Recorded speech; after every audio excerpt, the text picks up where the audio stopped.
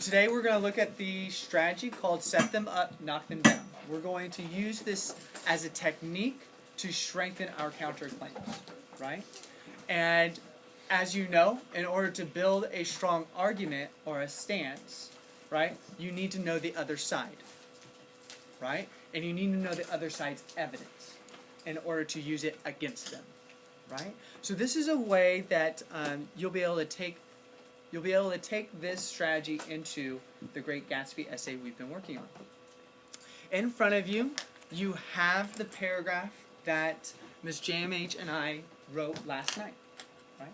And on this paragraph, as I'm writing it, and as we're changing it, revising it, adapting it, I'd like you to give purpose on this paragraph by annotating it, right? By annotating it. And if you have questions along the way, please raise your hand and we'll be able to answer those questions for you. Annotate it, and of course, it'll be guided on my end. Okay? So first, you can see that we started out with a claim. And the claim here in setting them up, right, is that we're going to pull from our thesis, right? So we're going to say Jay Gatsby represents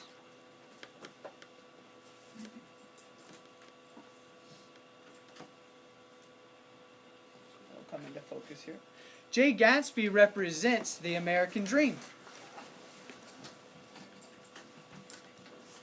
Remember that this is just an example, this is a model for you to glean off of, right? That this may or may not go with your thesis that you have currently. This is just what JMH and I came up with yesterday. Jay Gatsby represents the American dream because he is the embodiment. And what does the term embodiment mean? What does the term embodiment mean? Austin? The soul of the American dream, the one that created it. Okay, the soul of the American dream. I like that phrase. What else? Embodiment. Like if you embody something, what do? You take the place of it. You take the place of it, maybe a representation, Yeah. right? A symbol. Absolutely. So he is the embodiment of the way American society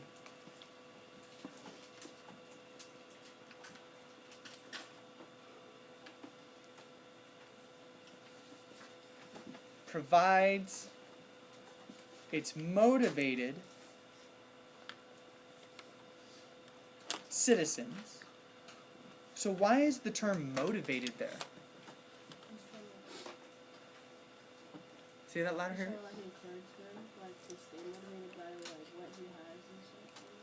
Absolutely. Say that louder. Echo that. It's like he's trying to make sure that they stay motivated to inspire them to like keep working, like never give up. Absolutely. And he does that by the freedom he has and the freedom he has to attain wealth, power, and social mobility. Which, when we hear the phrase social mobility, what do we think of? A caste system or social class, right? Very good. Okay.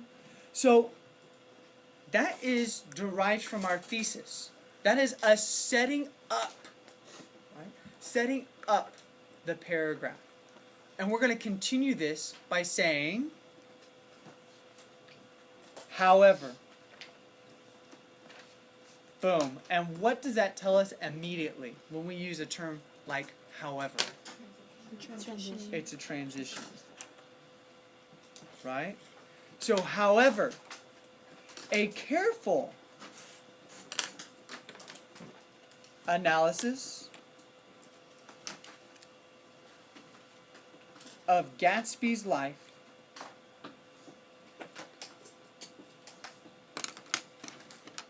proves this is not true. So wait, you're probably thinking, Geigel, you just contradicted yourself, right?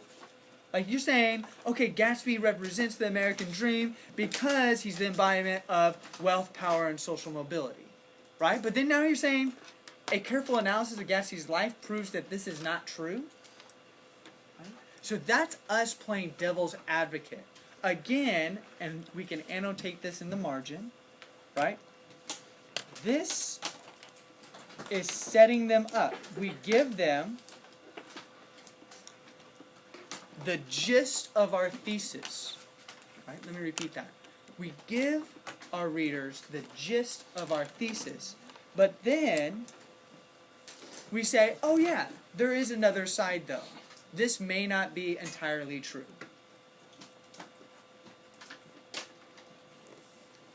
Okay, so we set them up.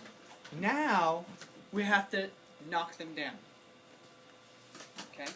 We have to kind of prove the other side. Thumbs up for understanding. Okay?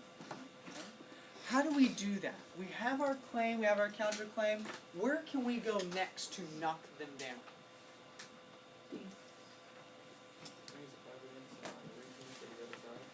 Perfect. So we're going to rely on evidence and reasoning from the other side. So we're going to start out by saying, in fact, and look at this. What is that? Another translation. Say that, Melanie. A transition. Thank you. In fact, Gatsby represents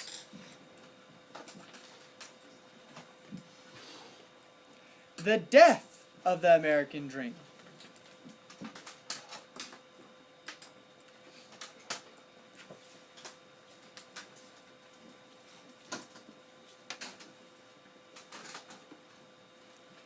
Because. Now that because immediately tells us what? What else can it tell us? That you're gonna give your evidence. That we're going to offer reasoning, right? And there's various types as we know, right? We can go into explanation, we can go into maybe connection, synthesis, or we can move into analysis, right? Let's look. Because the component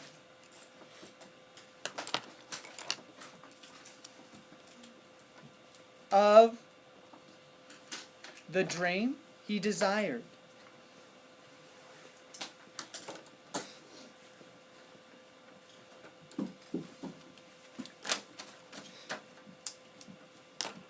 most was forever out of reach.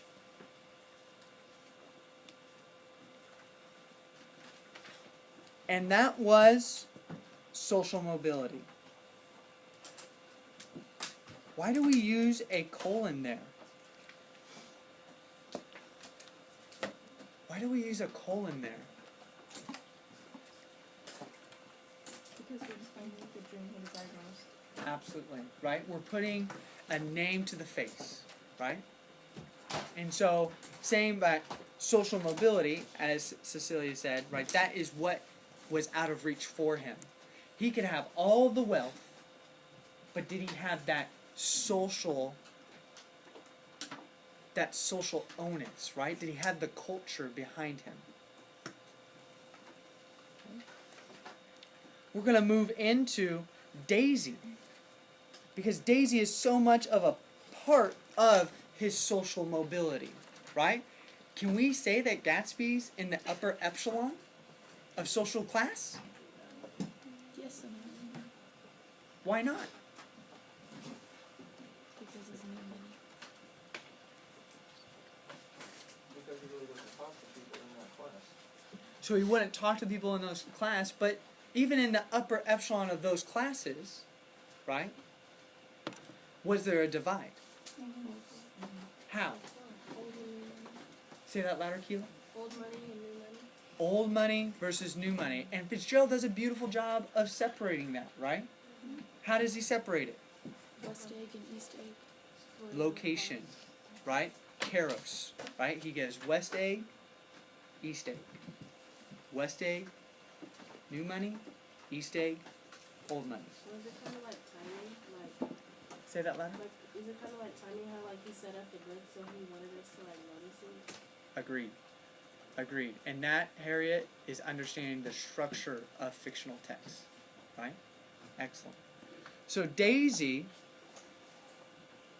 a fish out of water.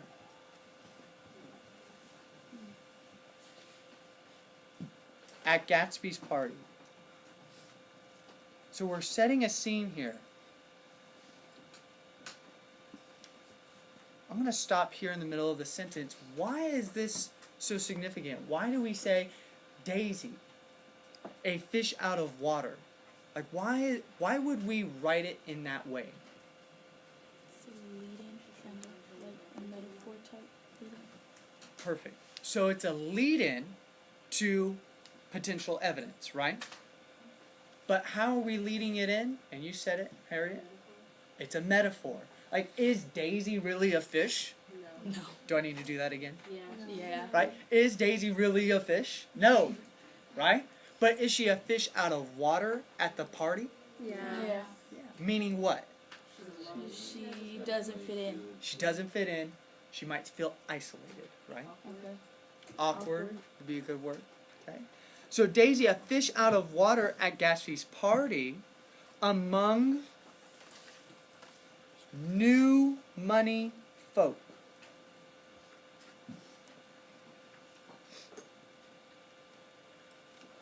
Okay. Because what was she symbolic of? Old money. Old money, right? Just being married to Tom Buchanan helped her with that status. Among new money folk was offended. And as you know, that comes straight from the book. Was offended and appalled. What do we know about the term appalled?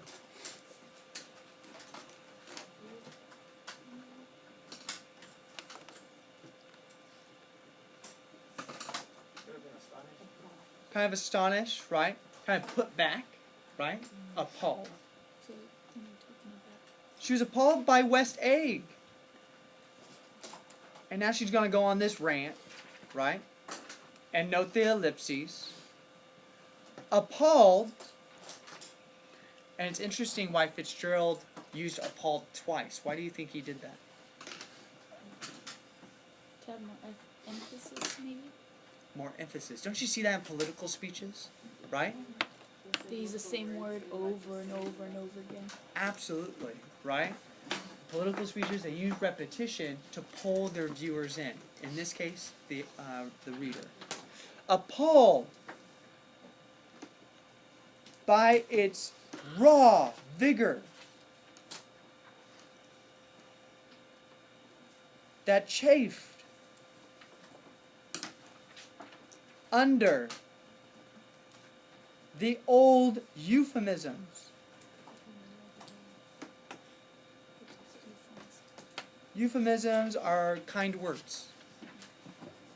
Old euphemisms. And the too obtrusive fact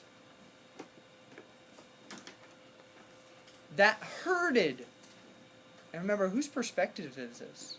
Nick's. This is Nick's. About Daisy. Herded its inhabitants. What did Nick just say there? Or think that? What did Nick just think?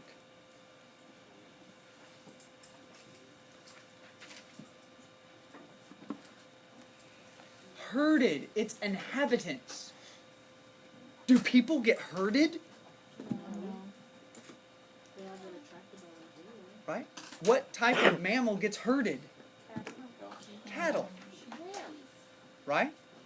So Nick, even in the monologue, this is why Fitzgerald's a genius, right? Even in Nick's monologue, he's giving us metaphors. Daisy thinks that going to West A, going to these parties, right, being the flapper she is, right, she views people as being herded into these parties along a shortcut from nothing to nothing. So by that phrase, what do you think she's saying about that class that lives in West 80? That they had something but they lost it, so now they're not going to have anything. Yeah. Or, quite frankly, they are nothing because... They never were They have anything nothing. to begin with. Say that louder. They never were anything to begin with. They weren't anything to begin with. Absolutely. That comes from Fitzgerald on page 107. Okay. So we set them up and we're knocking them down. We're using evidence from The Great Gatsby to support this counterclaim. What do you think will come next? Reasoning. Reasoning, right? And we're going to take a different approach here in terms of incorporating multiple sources. So we go, new money. So we just talked about old money. Now let's talk about new money. New money could never equal old money.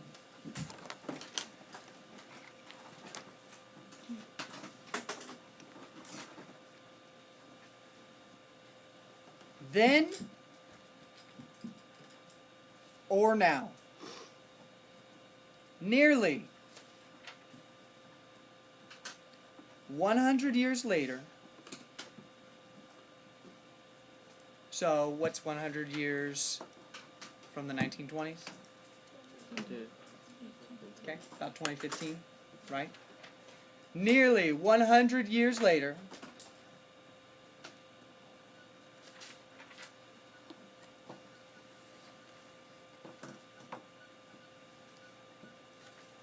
writer Lisa Dingman verifies that in her article,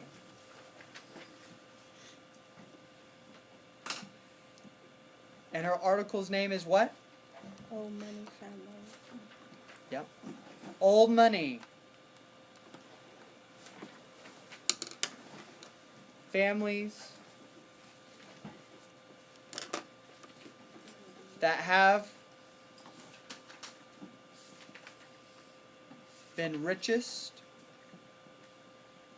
the longest. So after talking about Daisy, we go, okay, that's fine. New money could never equal money, then old money, then or now. Right? Nearly 100 years later, we're going to have writer Lisa Dingman tell us about old money. Right? Old money families specifically in America. What do you think is coming next? Yeah, evidence from where? So it may be textual evidence from Lisa Dingman's article, right? Very good. Okay, so we have, and you're going to notice this right off the bat, the author. Do I say she? Do I say she? No. No, right? The author assures readers, put it back onto them. The author assures readers that no matter, okay, here's a pivotal point in lead-ins and evidence. Why don't I have to put a comma after that?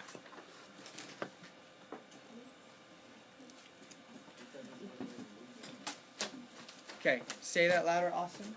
That it thoroughly leads into the quote.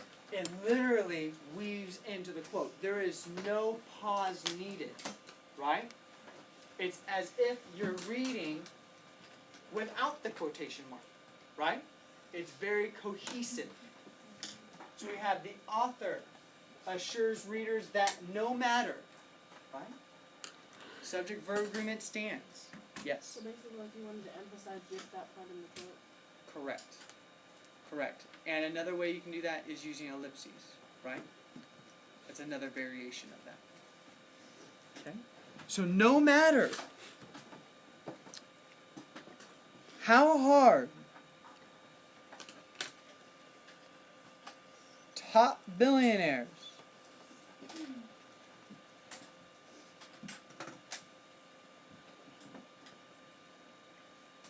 like, I'm going to paraphrase here, Warren Buffett and Bill Gates work. So what is the author doing for us? Aaliyah? He's listing new money people. Yeah. She, right? The author Dingman. She's listing new money people, such as Warren Buffett and Bill Gates. So no matter how hard top billionaires like Warren Buffett and Bill Gates work, and no matter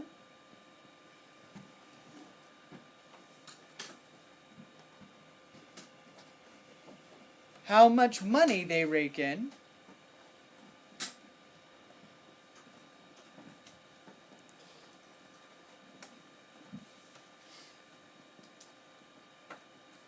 they will never be considered as equals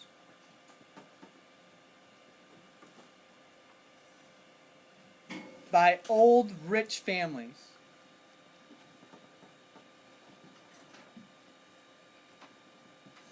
That have been wealthy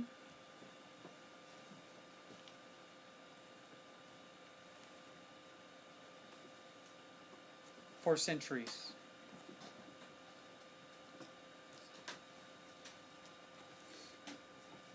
End quote.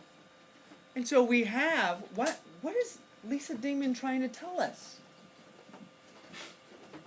So why can't, Bill Gates is very well known, as you know, right? Why can't he ever live up to the name of maybe Rockefeller? Right? Why can't he live up to the name of maybe Ford? Right?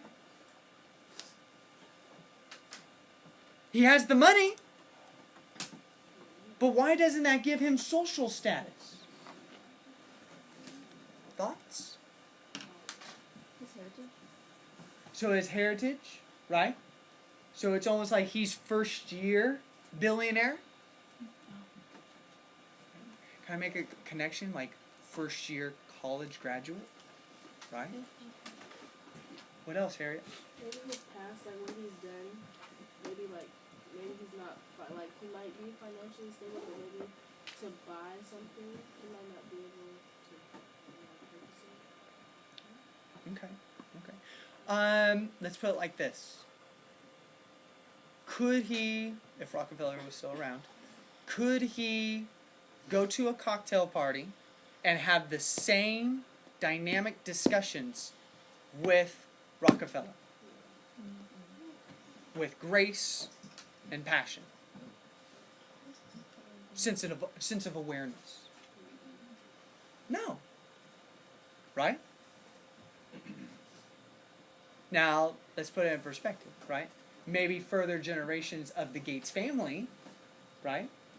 As it begins to be old money, possibly, because they went and had a proper education. They could afford it. Things of that nature. More support. Okay? Let's move on. We're going to wrap this thing up. And I'm going to be switching to the next page. So we have Gatsby's American Dream. Gatsby's American Dream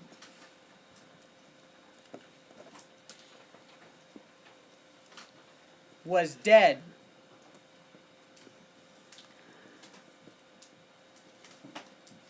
Before he climbed aboard Dan Cody's boat. That's a harsh statement. Well, and why would this be considered reasoning and not evidence? So it is paraphrased for sure, but then at the beginning, like Gatsby's American Dream was dead.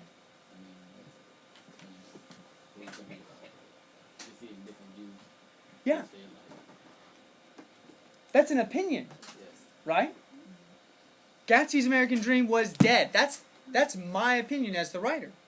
Before he climbed aboard Dan Cody's boat. That's the paraphrase, right? Very good. So we have, watch this. He changed. And why is it appropriate to put he there? Samara, louder. Because I already stated his name in the previous sentence. He changed his name and everything about him.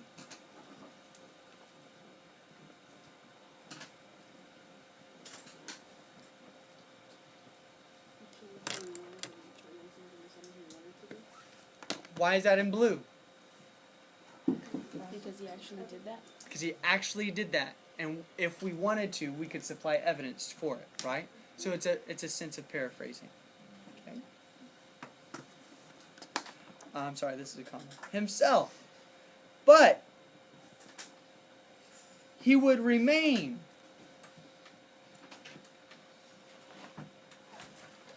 James Gatz. To those whom he most wanted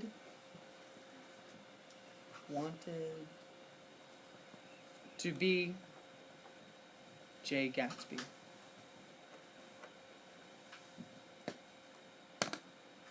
To tie it all together, we need an insightful summation, right?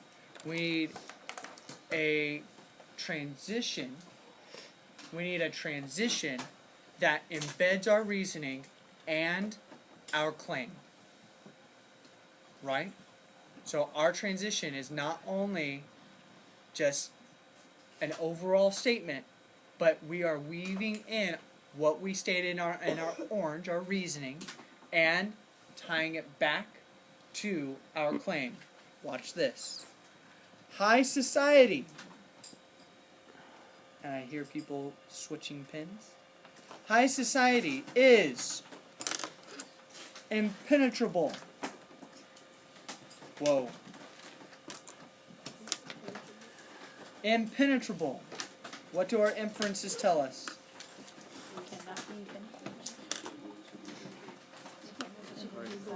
Unstoppable. You cannot move up, right? You cannot move into their class.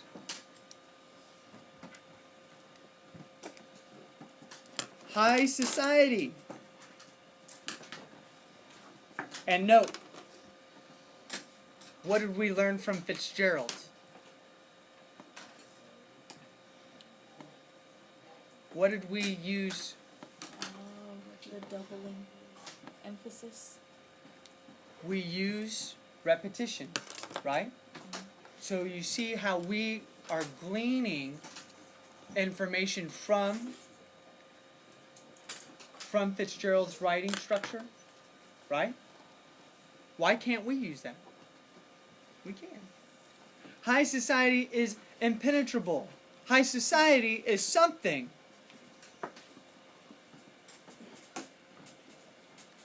One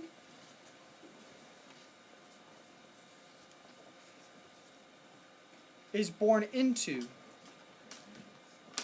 Even in America. Now wait. We haven't used the word America for, I don't know, 6 sentences. Why are we coming back? Why are we using it now? To tie everything together.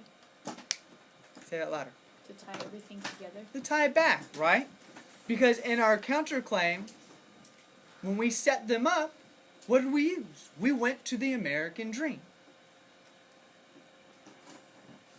Semicolon. That dream is dead. Okay.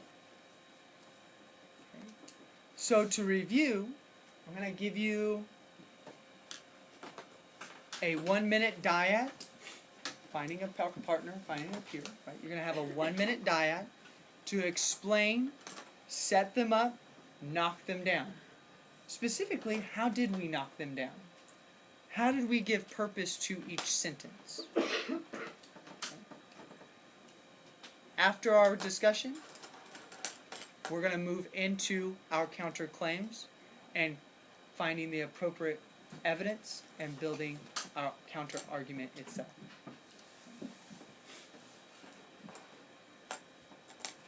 On a fist of 4, before we pair share, how do we feel about set them up, knock them down?